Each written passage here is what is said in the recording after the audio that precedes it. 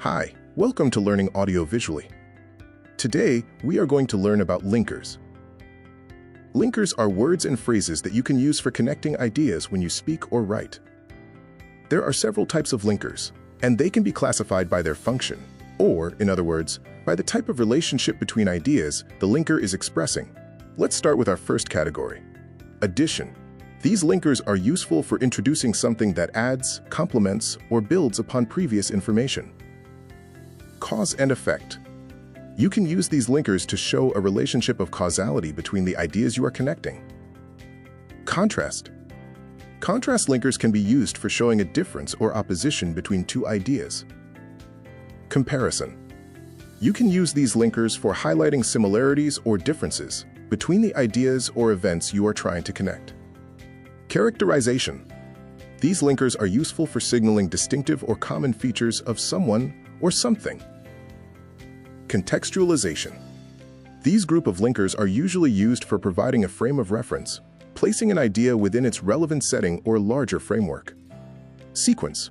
Use these linkers for putting your ideas in a consecutive order, showing that something follows or happens after something else. Time. Linkers for time are similar to those of the previous category, the sequence linkers. Their difference is that these do not always express a sequential relationship, as some of these linkers can signal concurrent or previous events as well. Summarization. You can use these linkers for condensing or paraphrasing information in order to express something in a more concise manner, while retaining the core ideas or key points. Opinion. As their name suggests, the linkers in this group are useful for introducing your thoughts about something. Exemplification. These are linkers that you can use to illustrate or demonstrate an idea or a situation. Emphasis.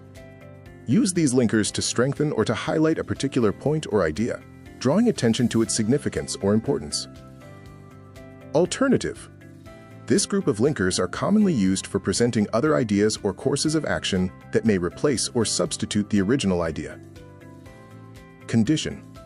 As their name implies, linkers that express condition connect ideas that are dependent on the other's occurrence or existence. And for last but not least, we have the linkers that express possibility, which are commonly used for suggesting that something could potentially occur or be true. So these are just some of the many linkers you can use. If this list seems too long to you, don't worry. You do not need to memorize them all. Instead, what is important is for you to understand their function.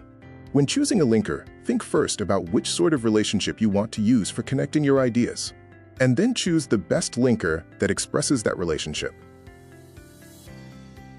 Be careful though. In some cases, linkers in a same category can have different meanings and nuances.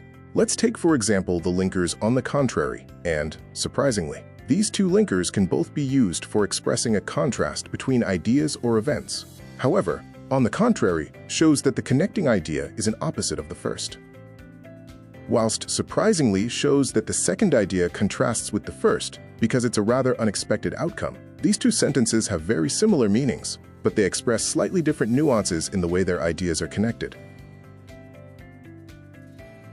I hope this video was helpful for understanding a little bit more about linkers. If you liked this video, please don't forget to like and subscribe. Let us know in the comments your thoughts about the best way to learn how to use linkers in your speech and in your writing.